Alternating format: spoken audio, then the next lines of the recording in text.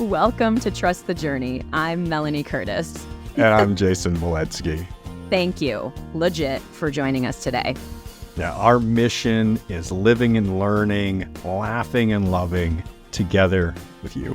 We're here to grow and contribute through our practice of openness, honesty, vulnerability, humility, and trust, trusting the entire journey. Yeah, and on that journey, we often talk about plant medicines, psychedelics, and other avenues of healing. When we do, we are sharing for informational purposes only. We're not doctors or therapists, and we don't promote doing anything illegal. Inside us all, we have a deep, powerful knowing. We encourage curiosity, healing, and exploration of this consciousness. Damn straight. Together, our handle is trustthejourney.today. Individually, you can find her at melaniecurtis.com and me at jasonmoletsky.com. Thank you all again so much for being with us. On to the show. In today's episode, we are thrilled to welcome Shreya Mehta. Shreya is an award-winning fine artist who explores in her vibrant and varied works the social issues of identity, gender, power, and spirituality. Her art has been exhibited across the globe, from the Indian Consulate in New York to the private collection of Prime Minister Narendra Modi. In fact, Mehta secured her place at the Royal Academy of Art in Belgium as the first woman of Indian origin, graduating with none other than the prestigious V.R.I.K.A Award. Born in India, raised and trained in Belgium, and now living and working in New York, Shreya brings a global perspective and a positive touch to all her endeavors. She creates both representational and abstract works, thus defying categorization through constant energetic change and an inquisitive nature. Shreya, Shreya, Shreya. Can't wait for this. Shreya! Yes! I'm trying not to yell too loud into my mic. Shreya, we are so thrilled to have you. I am super thrilled to have you. It always brings me immense joy, and that is not an overstatement, to be able to share people that I love dearly with the wider Trust the Journey family. And you are definitely one of those people. I know. We've shared various spaces in our journey together, but I am very grateful to know you and have been supported by you in the spaces that we've been in, both entrepreneurially, creatively, all of this stuff. I am super excited to start hearing about your love of art, because I know the art side and part of your life is a big deal. And I almost don't want to say more. I almost want to invite you initially. What comes up when I say, oh my God, I really want to hear about your journey or your love of art? Where would you start with that? I think for me, art is joy. I think that's the first thing. Like the minute you said this, I was like, the word joy just popped up in my head. I feel like there's a big difference between happiness and joy in my life. And happiness is like, when I get an amazing gift or something. But joy is when I'm doing art. It's just such a deeper feeling, almost indescribable, but I will surely try. Yeah. Yeah. Fantastic. Yeah, Jay, go ahead. No, I immediately resonate with this feeling that Shreya is communicating, which is there's a freedom in expression that when you're putting that, whatever the deeper sensation or the message or the emotion is that's inside of us, out in whatever form it's coming out in, that it's this release. And that release is a joyful release because we're letting it out, whether it's in an emotion of, in the happy spectrum or in the love spectrum, or whether it's emotion in the pain spectrum or in the fear spectrum that's like needs to go or needs to go. It's thankful that it's going, and that's like a joyful thing. I totally resonate with that. I want to take it a step forward because it is, I think, art. A lot of people say it's an expression, 100%, but I do believe that there's another layer to it, which is connection. So when I am releasing, whenever any artist is, right, releasing what's inside of them, their thoughts, their emotions, or whatever the physical expression of creating art, what happens is there is a viewer, and that viewer is connecting with you on a different level, right? You might not be in front of the viewer, but the viewer is interacting with the art. And that is a connection which can really, really dive deep. It can be a very deep connection, and it can really reflect, right? Suppose, I'm not sure, you know, how when you guys go to a museum, right? When you look at a work, they say the average art museum goer looks at a work less than 3 seconds. But when I know that it's less than 3 seconds. I'm just like, the last time I gave a talk, I had an artwork and I go 5, 4, 3, 2, 1. What did you see? That's the average amount of time a person looks at a work of art. But what I'm trying to talk about, the joy and the connection, you have to spend more than 5 seconds looking at a work of art to really connect with it. And then you can really allow it to move you. Yeah, when I go to There's a museums, I like to go by myself, or I like to go with people who I feel zero pacing pressure with, where I can be as slow and as leisurely and as, just really deeply taking my time. If there's a piece I feel drawn toward that I want to spend more time with, that's something I very much deliberately do when I'm taking in art in public spaces and whatnot and things like that.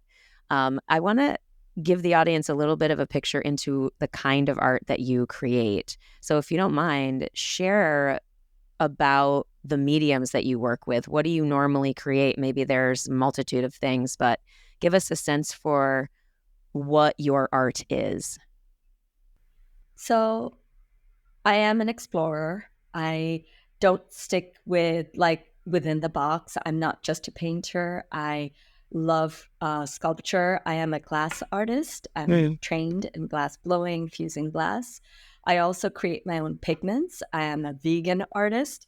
That's a journey that I started 4 years ago, and it was it was a spiritual trigger where I felt that I wanted to explore in my art different mediums that can express, nonviolence in art.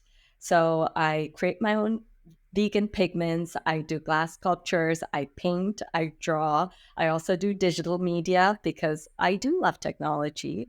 And I almost believe that medium is just a path. Like, when you have a mountain, there's like all these paths to the top. All the mediums are different paths, and I'm really figuring out all the different mediums. So sculpture, painting, drawing, digital, all of it. Yeah, I'm awesome. exploring them.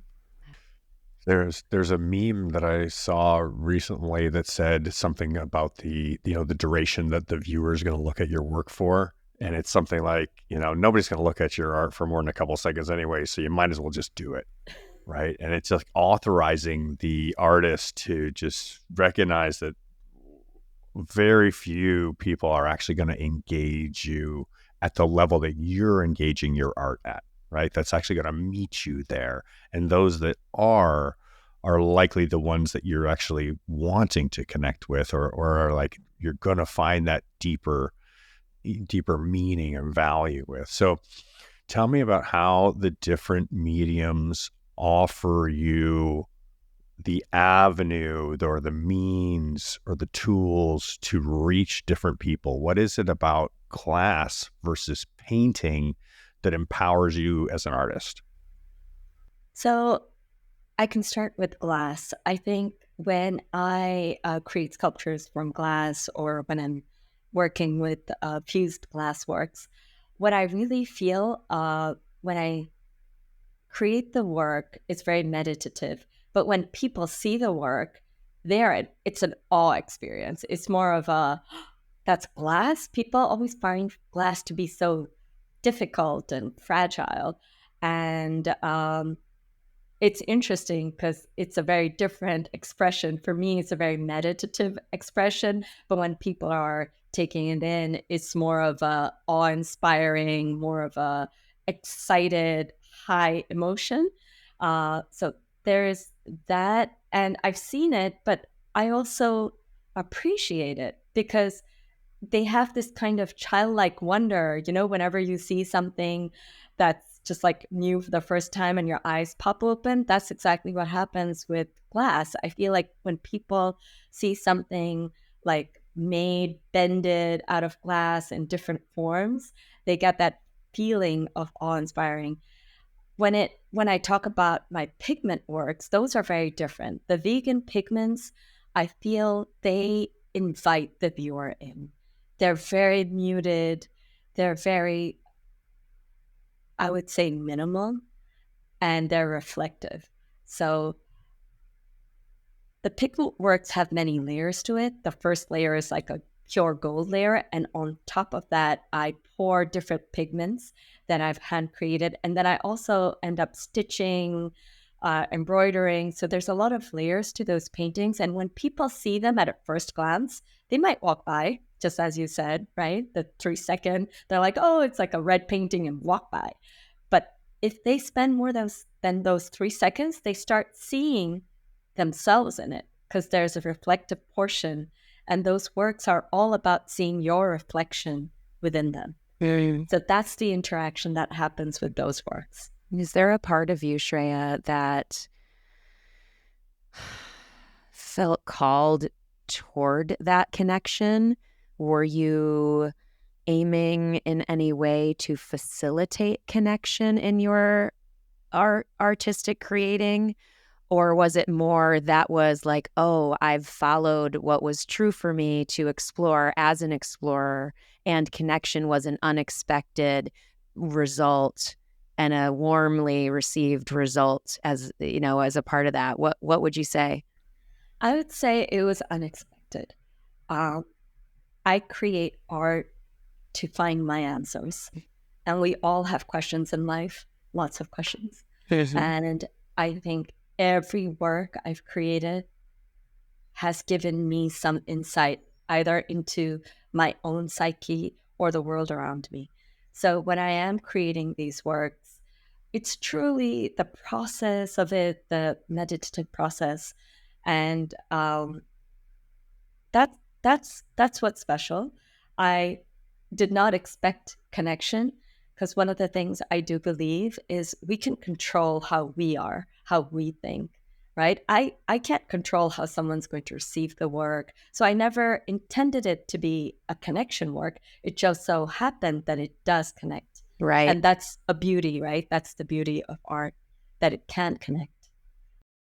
Let me ask you to take us a layer deeper. I'd like to gain a little bit of a better understanding as to what a vegan pigment is and how it's created. When you say this, and like this is for me to really gain, and for our audience to really gain, like the creator sense. I can't even imagine like where to start when I would think about like creating my own pigments, except for maybe like a red ochre or like an elderberry or blueberry, kind of like ancient techniques of like making some very simple kind of like war paints kind of stuff.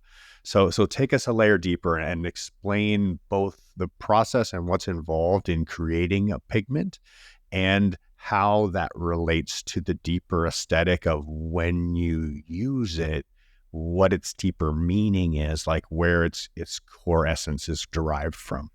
So similar to the war paints you talked about, I did dive into ancient techniques. So I am from India, and in India we have a lot of traditional, materials from nature that we've used in general life. For example, turmeric, right? Turmeric grows under the ground. Turmeric is used for yellow or orange paint. And the technique is that you would forage materials from nature, and then you would dry them, you would crush them, you'd apply binding material, you'd apply preservatives. One of the biggest questions I do get from people is, it's vegan pigment, you've made it yourself. Is it going to last? So my answer is vegan pigments are actually stronger than synthetic ones because they are found in nature in their pure forms. We're just adding preservative and binding material. We're not altering them in any way. Because the minute you alter something in its natural state, you make it weaker. So, Interesting. so for example, the cave paintings in Lascaux in France, Yep. those are thousands of years old, and those were from natural pigments. When if you see other paintings, they have cracked over time because they've had so many synthetic materials added to them, so they crack under environmental pressures. So that's just a side note there. But so one of the techniques, if we were talking about turmeric, so I would take turmeric, I would dry it, I would crush it, apply all these different binders. Now, binders can also be animal derivative, from animals like rabbit glue. And I wanted to practice being vegan because I am a vegetarian. I'm also a practicing Jain, which I guess we can talk about later. Practicing And what? Jain. So Jainism is my spirituality, and we believe in nonviolence. That's Mahatma Gandhi got the whole nonviolent movement from Jainism. We believe in no harm to our planet, to people, to animals. We're the people who try to avoid walking on glass because we don't want to crush animals. We practice a lot of nonviolence in our daily lives. And because I practice in what I consume orally, I'm a vegetarian. I don't use leather products in my house. I don't use any animal tested products. I was like, I use all of these things in my life, but here I am painting and expressing my soul, but I'm using animal products, synthetic products. How does there was no authenticity in what I was creating. So I was like, this is where I created my research. I've also studied vegan pigment making in the Royal Academy of Arts in Antwerp, Belgium, where I studied and I did my master's. So there are a lot of different techniques. There's Western techniques, Indian techniques. One of my recent works was a green pigment painting where I foraged it on a hike right outside my home. So I would go outside and I would forage different plants and different parts of the trees and mushrooms and stuff like flowers. And I would dry them. And then I would use those pigments in that green painting. And before I started doing that hike, I did a research project on the local Native American artists. I think there were the Lenape people. Lenape people, yep. Lenape people, and they had done a lot of research into vegan and pure pigment making. So I used the research they had and applied it to my work. That's amazing. I love the depth in your care. And I think it's such a powerful piece of our creating and our fully self-expressing is being willing to go that far, to trust our callings that much, right? That you're doing researching, that you're out doing hikes, you're foraging for stuff in the local, you're like all the things that you allowed your authentic self to carry you toward. Because I think a lot of people block that. I have a specific question, and you probably, I'm guessing you get asked about this a lot, but I do want to know, you're talking about your work connecting, we're talking about when you finally are feeling like your work is authentic, and now that you're trusting all the things that I just said, you ended up getting featured with the Prime Minister of India. And I'm curious to know, like, do you think, or was that a part of the prime minister connecting with your work? Like what got you to that level of notoriety relative to your artwork? Because I'm hearing all of the deep messages, like the spiritual connection, which, by the way, we will get to talking about your spiritual path because we always go there. But I'm curious about that. What do you think got you to that elevated place with the prime minister, or and in other areas where you've shown at higher levels? Um, I think the first thing is prime minister is a title, Mm-hmm. and at the root of every person here, we're human beings, so it is about connection.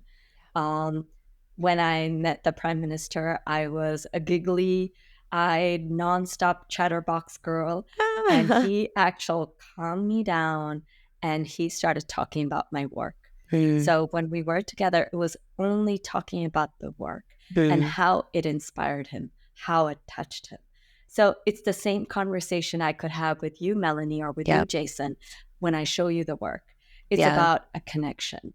One of the things that he did talk about, which was really special, was about this beauty and spirituality within women. Because in India, there's the goddess. The goddesses are very, very revered and they're very special. And I did a whole collection on spirit of Shakti, which is the goddess quality, but within every mortal woman. So all of us, right? And how we need to recognize those qualities. And I created that whole series, and he really did connect with those. And then he ended up writing a poem about how he appreciates art.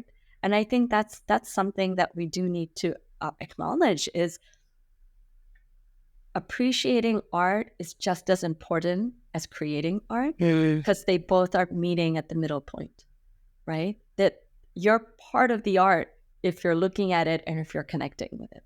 Oh, God, I love that. So one of my good friends, he's a very talented artist in many ways, many musical ways, amongst others. We would have conversations around the purpose of art, like the meaning of art, the value of art, the depth of art, like what's the whole thing.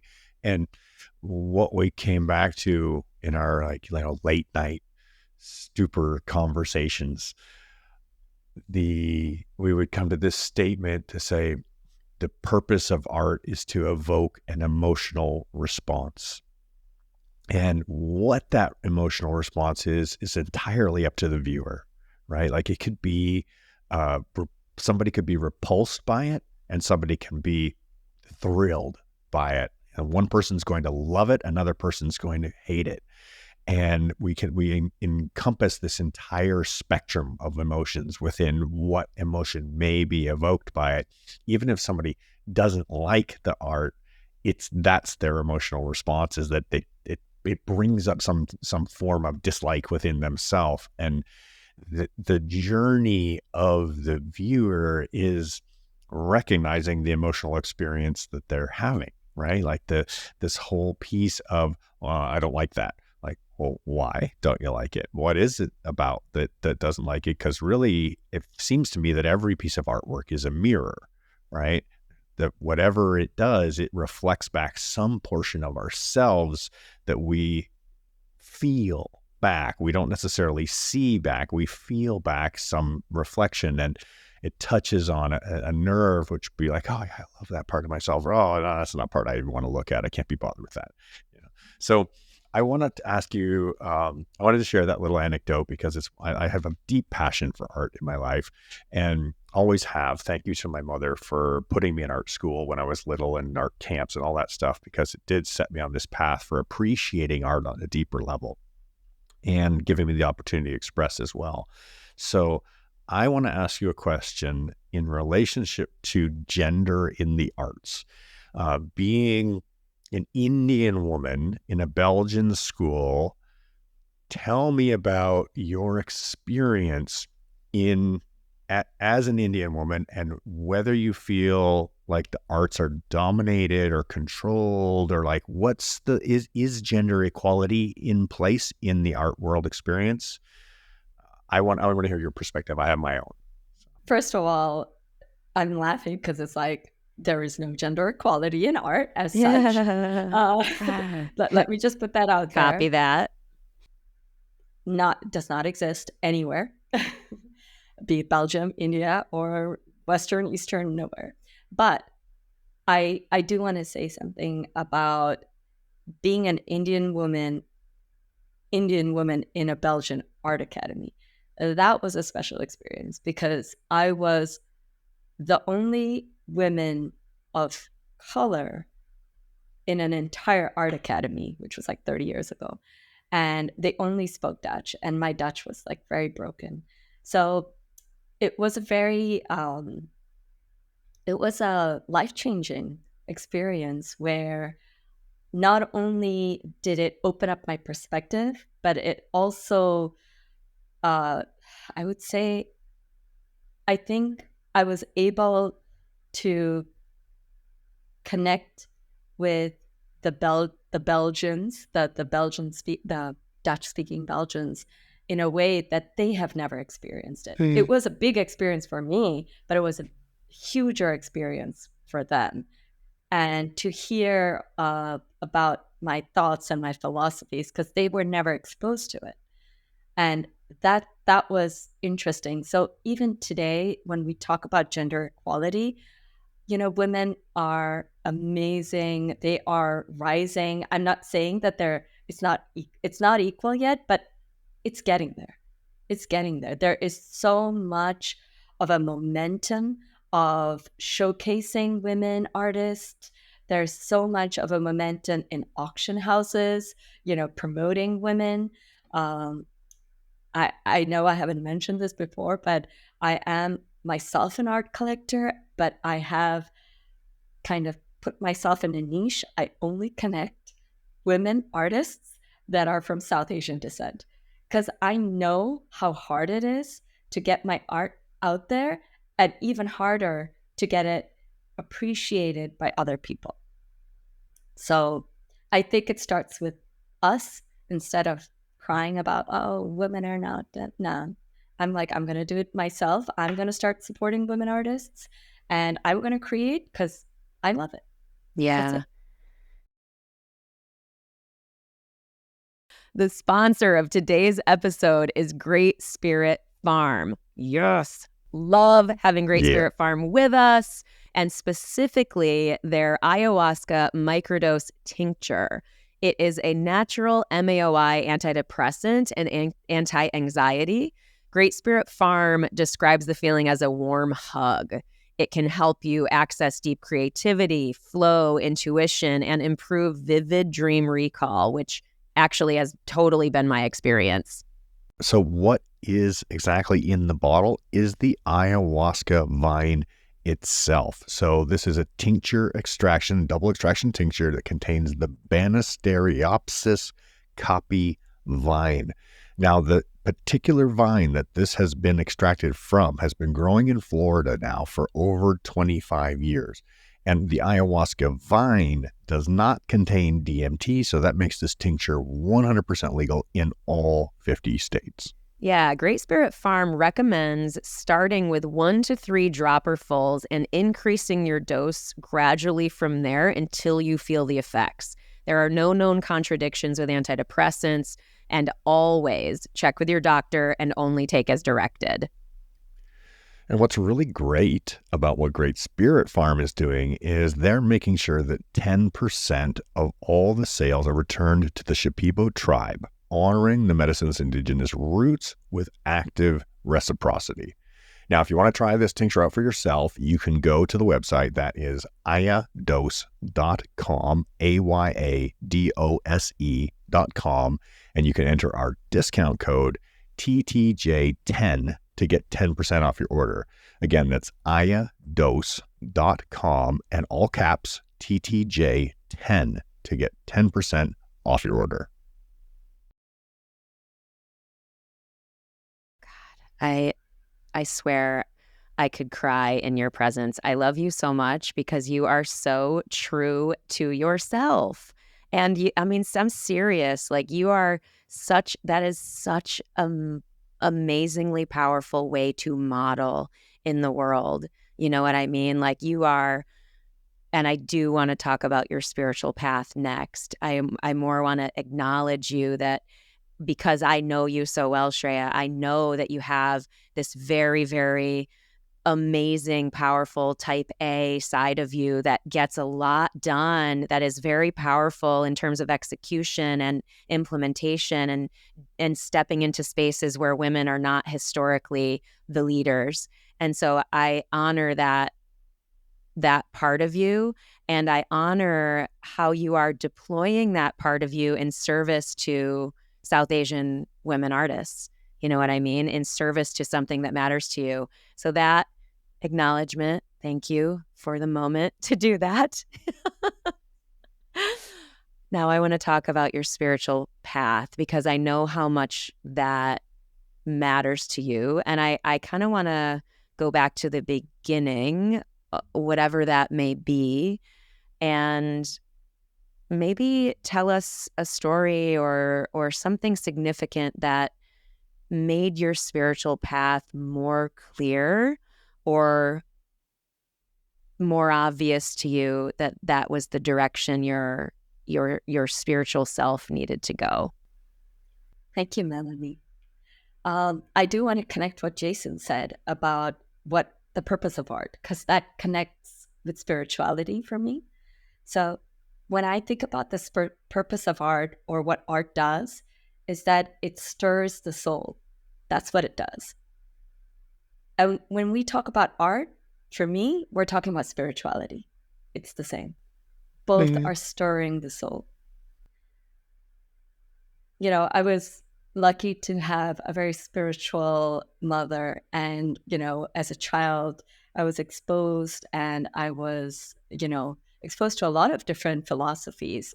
Being raised in Belgium with my Indian heritage, you know, we had our Indian culture, our Belgian culture. But one of the things that I found myself very much at peace with is the practice of silent meditation and silent fasting in our culture. And at the age of 18, I did my first silent fast. That means for 8 days, I did not eat. No, I did not consume anything or drink anything except boiled water. And I did not speak and I did not communicate. So when I say it was a silent fast, I wasn't on my phone. I mean, of course, in those days there was no phone, but I wasn't writing what I was thinking, you know, I was just being. And I wanted to try it for one day. I was an 18-year-old, very like bubbly, like high schooler, but I was like, oh, let me try it for one day. How does this feel? And that first day, I knew something was there. And then I continued. So I did it for 8 days. And what I learned was there's so many layers within us, right? There's this top layer with chatter, chatter, chatter. I need to do this. I need to do that. Then there's like the second layer, which is also a little bit of a chatter, but it's like, I need to achieve these big goals and these dreams. And I want to, I really like this person and I want to, you know, my relationships and all of that, like the second layer. And then there's this like deeper layer of just knowing. I feel like at that point, I just barely touched that layer of being, knowing, and being so peaceful that everything around me seemed to have dissolved. Like I have a little brother and sister, they used to constantly fight. Like even while I was fasting, they would fight. They would fight and they would come to me and I'm like, I'm fasting, I'm mute. But what would they do? They'd be like, and then I was just like this. I was just like so peaceful. They would come to me and they would just calm down. There's this aura within you, outside of you. I can't, like, I would say, like, try it because it is an amazing, amazing feeling. So, this practice of silent meditation wasn't easy. I think the first few days, like the first day, I tried the first 2 days, and I've been practicing since I've been 18 for the past, I'm not going to tell you how old I am, but for over 2 decades, almost 3 decades, I've been practicing silent fasting for 8 or 9 days.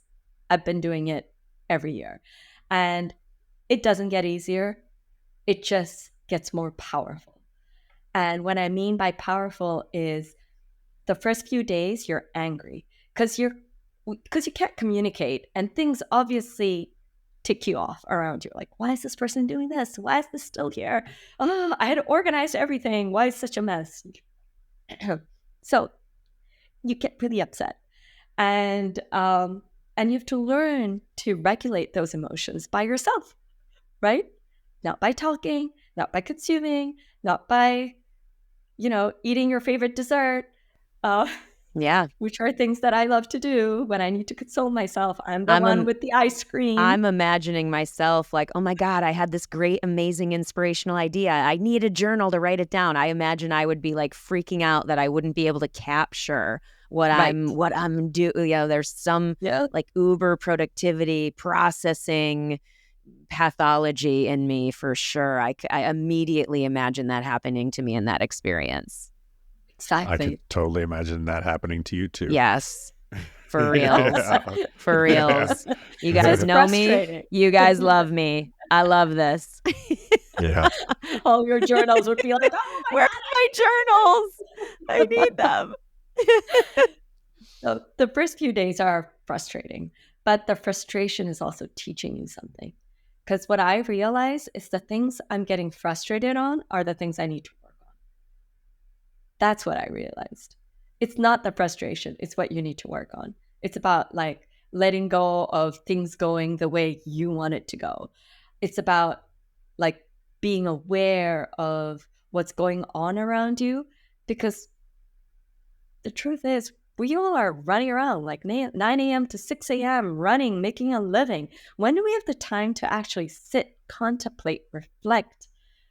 These 8 days, 9 days where I practice those silent meditations, those are my days just for me to be and to like really dive deeper. And I don't journal, but I do create art. And that's why I was saying art and spirituality for me are the same thing. Because I just flow. I draw, I paint. I don't know what's happening. It's just flowing. And I have a question. Yeah, go ahead. Yeah. I would like to know if you've ever found yourself at like that writer's block kind of situation where the flowing stops, like the tap gets shut off. And if you have, which I suspect most artists have, what have you found underneath that? Like where's the source of the water? Tell me more about this.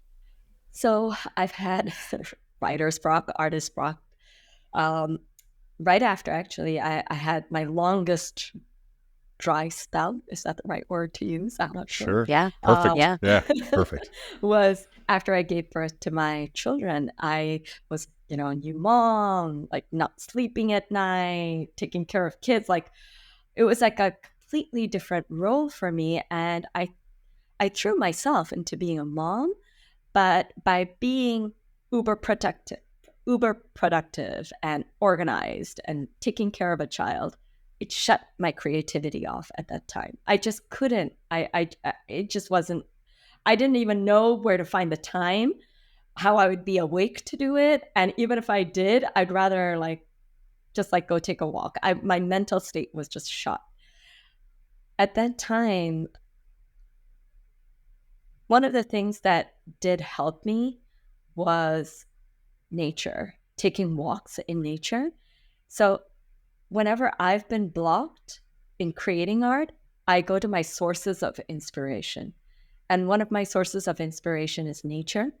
So I remember taking walks with my baby outside and just like noticing the beauty of like the small flower or the birds and bees, but the shades of the color of the trees, right? It's not just green. There's light green, dark green. It just all those sensations were still keeping the art alive in me, because when you expose yourself to inspiration, you get inspired. I think that's what Yeah. happened. You know, Yeah. when thinking about sources of inspiration and also thinking about processing our human experience, but in a healthier sense relative to creative expression, art, I think about pain. I think about pain and how, for me, for sure, like my writing just has been such a powerful, positive, healthy processing of my pain in order to feel like it is transmuting, that it feels like it's alchemizing, and again, we talk about mediums, the written word. I've been writing poetry recently, which is just like sort of exploring this medium that I really love to work in.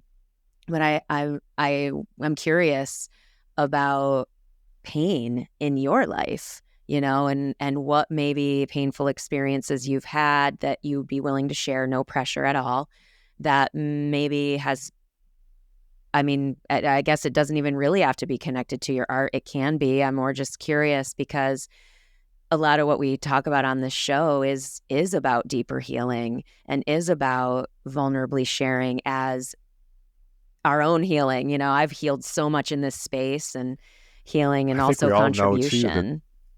there's like art is known to be like some of the best art is created through pain, like the expression of pain, right? Like some of those beautiful things come out of that, like, "Ugh, here's my darkness, And here's my it's anger, here's my truth. frustration," right? Yeah. Yeah. So um, I'm gonna. I think there have been many times in my life, and as most of us have also gone through so many losses, traumatic moments, painful things. Since I was talking about my children, one of the hardest things that I've had to face is the loss of my daughter. Um, so, when I lost my daughter, she was a baby, and I think I spiraled into a depressive state. I couldn't function. I couldn't think. I couldn't focus. And if you saw me this whole podcast, you could see I'm a very smiley person. Mm. Yeah. I stopped smiling. That was like a whole period. Like, I could not smile. I could not look at people without like just crying. It was a really hard time. And it was art that actually helped me.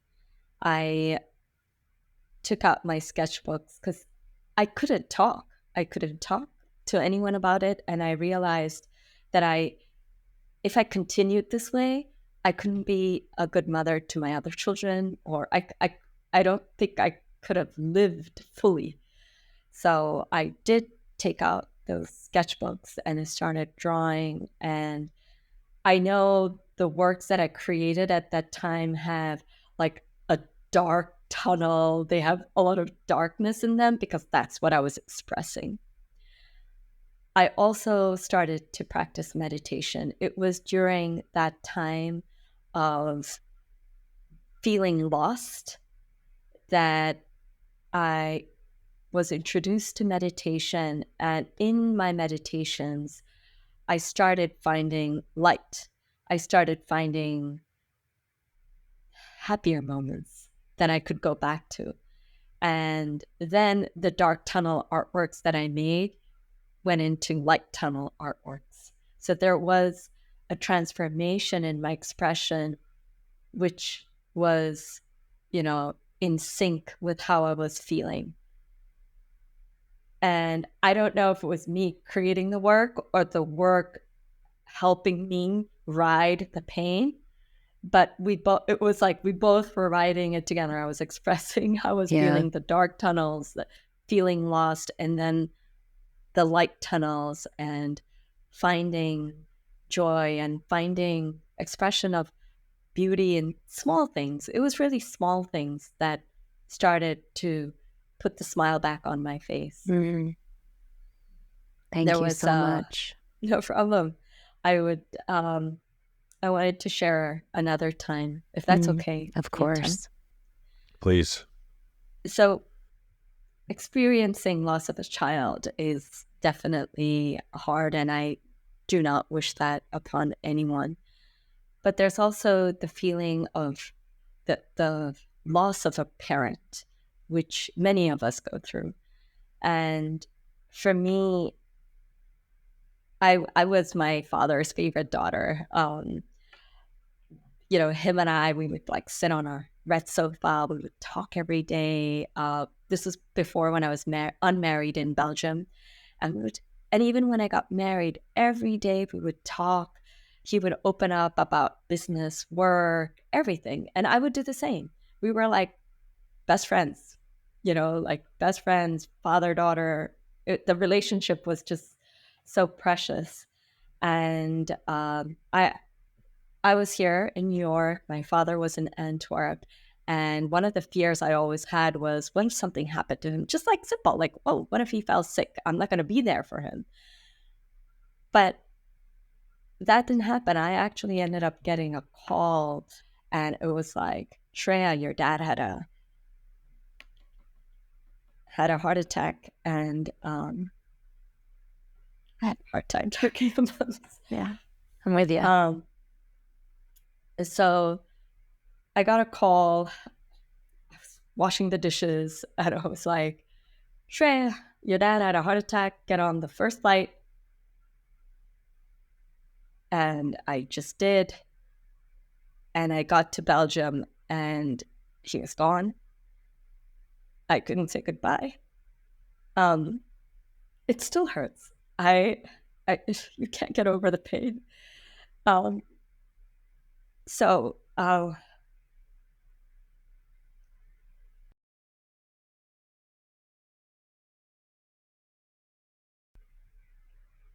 in reflecting back at that time, it was a very hard time. I I lost my sense of identity. I was like this proud. Somebody would ask me who I am, and I would always say I'm my father's daughter. Mm. And and then that father was is no longer here. So that's really hard. Like, who was I gonna share everything with? It, it's it's hard when you lose someone that you love so much. And even at that time, I I stopped making art for a while. And when I got back, the first work I did make was the Spirit of Shakti collection, which I was talking about, the goddess collection, because it was my father who would always tell me, Shreya, you can do anything. You have this power, the goddess power is within you. And he put that seed in me. And so I had to do something to, like, as a tribute, but just kind of to hold on to the threads of our conversation. That's where I started creating that collection of, the spirit of Shakti, the goddess within me. And, now when I see these artworks, it makes me smile because it just reminds me of the conversations that we used to have. And it keeps him alive in my head. Very much. I will definitely share links to those artworks if you have them to share. I have seen them, and they're tremendous. Thank you so much, Shreya, for sharing. I do feel like our most vulnerable stories connect us even more deeply, and I'm grateful for your shares, because I know that people listening are going to hear that and feel less alone in the world. And maybe they'll pick up a paintbrush or a pencil or whatever, or dance, turn on a song and start to dance and see what exploration they have that their spiritual selves want to go toward as a part of their healing. Jay, do you have any thoughts? Oh, my mind was lingering back towards the gender, like art, gender in the art world.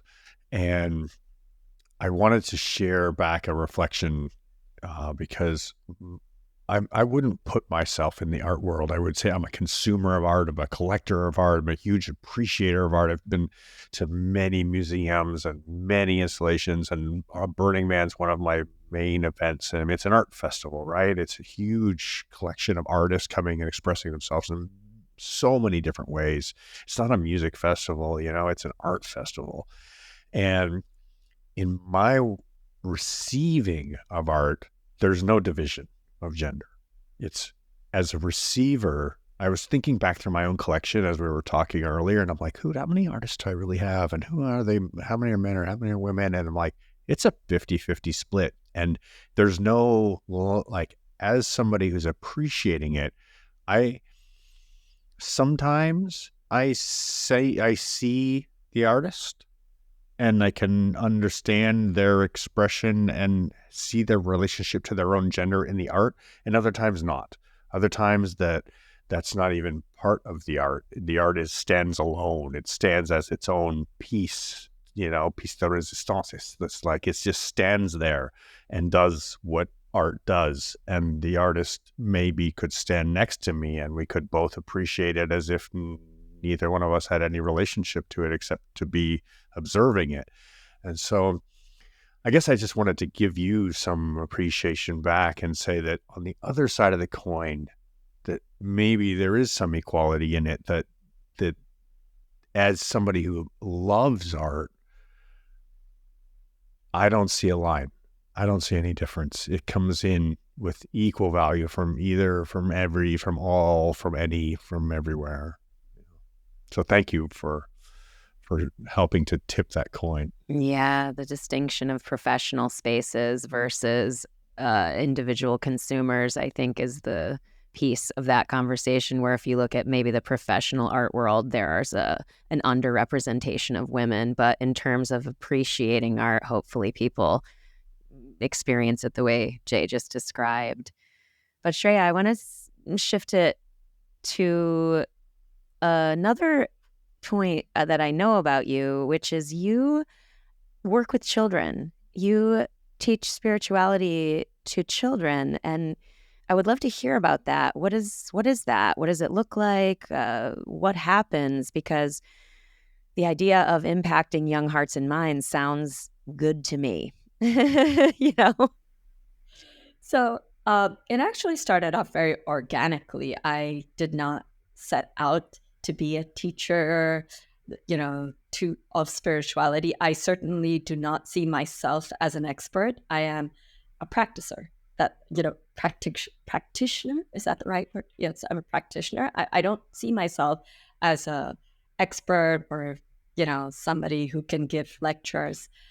But one of the things I did notice is with my own age group and my children and my nieces and nephews just around me, I felt that there was a lot of negative feeling towards religion, right? There's a lot of like biases, there's a lot of like, why this, why that? And in that, spirituality, I felt was drowning. So whenever I was practicing something, there was a spiritual feeling, but I know that when it was viewed upon, it could have been seen as a religious activity and therefore judged upon. And that just opened up a whole can of worms in my head. It was like, oh my God, I think like religion has such a bad rep. And I'm not even talking about that. I realized I want to talk about spirituality.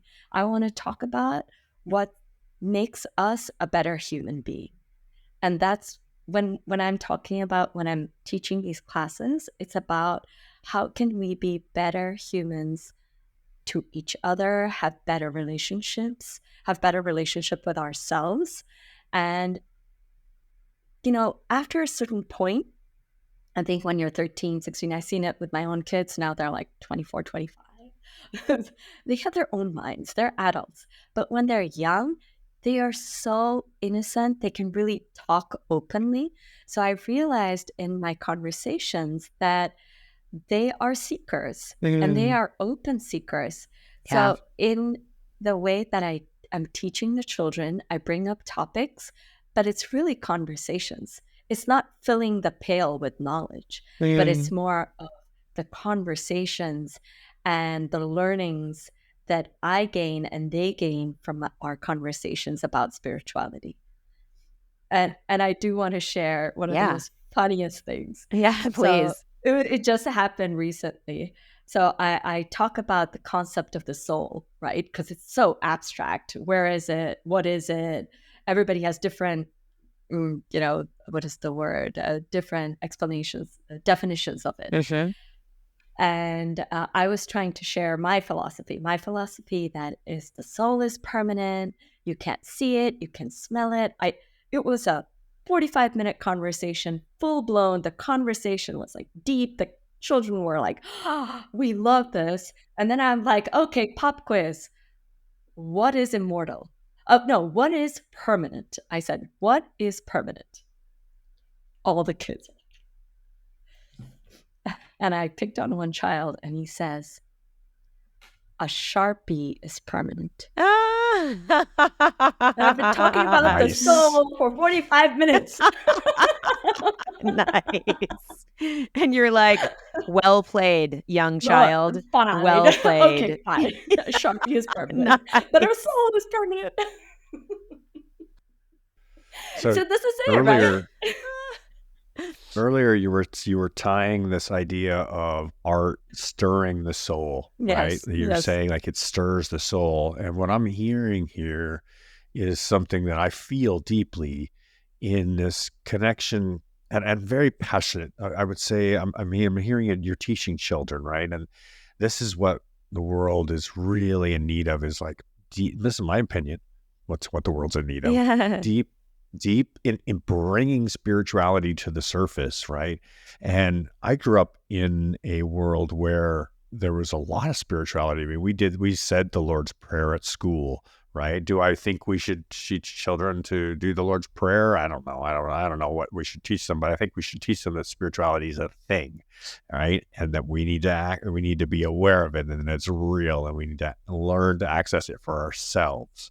And this idea of art stirring the soul, it seems like the infinite loop to me, where it's stirring the soul of the person observing it, but it's also stirring the soul of the artist. And each is on either side of the brushstroke here, where one person is creating, the person receiving, and it's this infinite loop of the soul.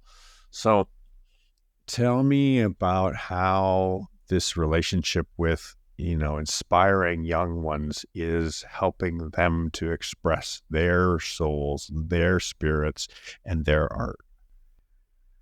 Beautiful question. We have deep conversations with children. And one of the things we fail to recognize is when children are as young as like 5 years old and 6-year-old, they're feeling the stress of the world. They're feeling just the pain that's around them, be it from like the news or social media or wherever they're consuming it from. They're feeling the stress of the world. And one of the things I've noticed is when we start talking about spirituality is that they start discovering that they have a strength inside of them, which they were not aware of, right? When I open the conversation about spirituality or the soul, it's about this power that all of us have. And it's not some woo-woo power. I'm just talking about, the power of saying yes or no, right? The choices we make. That's what I'm talking about. That's the strength that children, sometimes don't realize that they have, because they're like, well, I'll do what my parents tell me or what the school tells me. I'll just do what's right, right? I'll follow the path of what's been told to me and I'll do it. And along that path, even if they have doubts and even if they have questions, they're lost. They don't know who to ask or they might not get answers. And so they just continue. And one of the things I've noticed is through these spiritual conversations, because they're finding this strength, they're able to make choices for themselves. And that is expression of art. Art is not just about making a painting. It's about how you live your life, right? Yes. Like how we're living our life. I choose to, I choose to dress like this. I choose to whatever it is, the choices we make.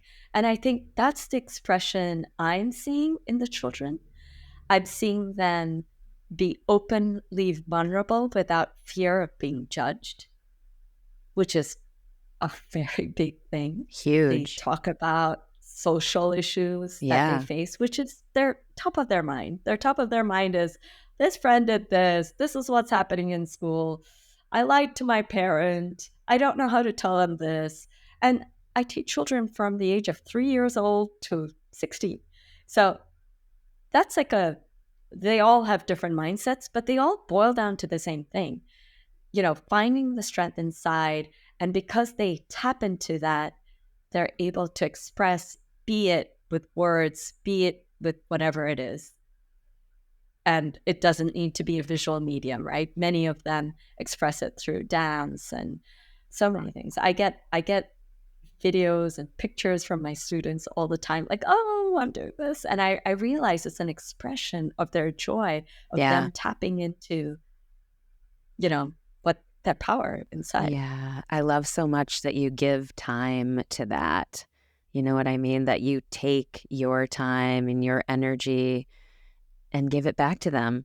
Like, that's just such a gift. Yeah, Jay, you were going to say something? Yeah, I was going to say that part of our introduction for our show is a statement that says, inside us all, there is a deep inner knowing. And I really hear the relationship to the soul, the spirit, the creator. And the creator is the artist, right? Like to create is literally to be an artist. And I think of this world as the most beautiful piece of art we have ever seen. And it's an interaction between, the God, the creator, and ourselves as the observer. And my gosh, every day I fall in love with gradients. I just fall in love with gradients in the sky. And I'm like, how do you mix green and pink together like that to make that golden color in the sky? And this idea of this deep inner knowing, this part of us that resonates with the beauty that is in the world and our own experience of it, it really is the touch point that I think we're trying to get to on this show. So thank you so much for offering us your unique perspectives. I want to ask you if there's anything else that your unique perspectives and helping us to get there, helping us to like really get to this deeper part of our own journey. And I want to ask you if there's anything else that you'd like to share that we haven't brought up yet, and please to inform our audience of where they can find you, your work. How do we find you? Where are you? I did have one more point, and that is to talk Please. about what you were just talking about, the creator and the world and the beauty of this world and the role of the artist. And we talked a lot about the purpose of art, spirituality. One of the things that I'm trying really hard to practice is not have ego. Because one of the things is, as an artist, we can have a lot of ego. I created this. I am so amazing. Right. All of that is not okay with me. I believe that art, I am just the medium through which art is created. It just is flowing through me, and therefore I will create it. I am not creating it, because I just feel like there's such a big conversation on ego, and it can get to your head. And if it gets to your head, you stop creating. You stop being original. And that's just something I'd love for anyone who's listening to just remember, if you are a creator of any sort, to really listen to yourself when you're creating. Because if you go into that ego flow of I'm creating, I'm the best, look at what amazing. Yeah, Ain't it it's working? funny. Jason said about how he falls in love with the gradients, with the sky and this and that. And it's funny because I feel similarly about people and interactions and the beauty of a conversation or a well-timed joke, or when you connect and flow, and that, like, I believe existing period is creating. We are creative in all moments. And I think that advice that you just gave applies certainly to that area of life and creating as well. I love it. There's a piece of art. It's one of my favorites. It's an Alex Gray piece, and it's The Artist's Brush. And it's a drawing or painting of a hand holding the brush, and in through the back of the brush is coming the divination. It's receiving the higher energy, the direction. Basically, it's being driven by the creator, and on the artist's hand is just receiving like an antenna and being the vessel that creates. Shreya, Perfectly thank you so said. much. You Thank are you. absolutely incredible. I'm so grateful that you chose to spend your time with us and give yourself and your sharing to the family. It matters. It's such a contribution. I love you dearly. Please tell everyone where they can find you so that we can support each other all around. Well, I have my website, Art Shreya, and I'm also on Instagram and Facebook, Art Shreya. Very simple, Art Shreya. Anywhere, you'll find me. I love Awesome. it. I love you. Thank you. Thank you. Thank you. Heart, hands, all the things. Total pleasure. Thank you so much for being on the show today. Thank you. Thank you, everyone, seriously, for listening, for spending your valuable, valuable time, energy, and heart with us. Every bit of it makes a difference. Yeah, thank you. We would love it if you could show your support for the show by subscribing on YouTube, Spotify, or Apple Podcasts, or follow us on Instagram. You can always click the like button, leave us a comment, or share an episode with somebody directly. Like we mentioned, every month we host integration coaching circles. So much good work is happening there. You are invited to join us. Go to trustthejourney.today/integration. The Trust the Journey family includes these integration coaching circles and our private Facebook group where we connect and support each other. Join us by going to our website, trustthejourney.today, and click the orange Patreon button. Yeah, thanks. It's your support and engagement that make the show possible. Thank you. We're here to connect with you. Feel free to DM us anytime on Instagram. We're at trustthejourney.today. Thank you. We love you. We love you. Keep laughing, keep loving, and keep trusting the journey.